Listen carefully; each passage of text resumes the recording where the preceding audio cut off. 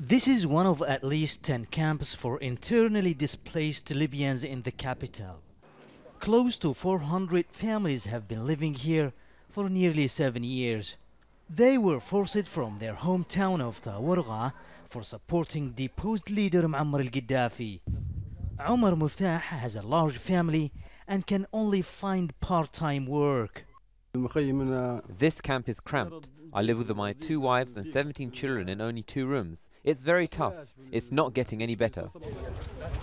The United Nations Refugee Agency is setting up aid projects nationwide to alleviate the suffering of displaced people.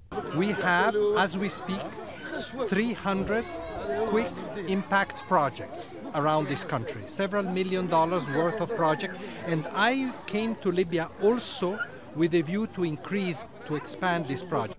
FILIPPO GRANDI says there are about 200,000 displaced people in Libya. Libyans in this camp have recently been given permission to return home following a reconciliation deal with the rivals in the city of Misrata. But they don't know when that will be because reconstruction work needs to be completed first, and that could take months. There are also other internally displaced people who cannot go back home.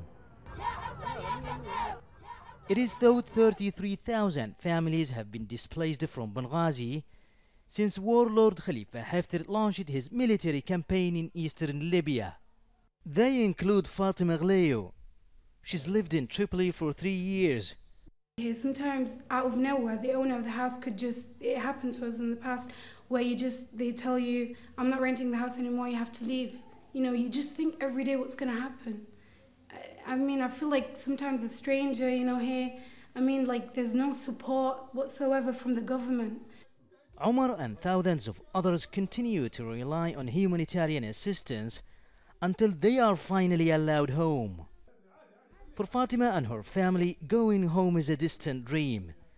They need a political breakthrough and peace. Mahmoud Abdelwahed, Al Jazeera, Tripoli.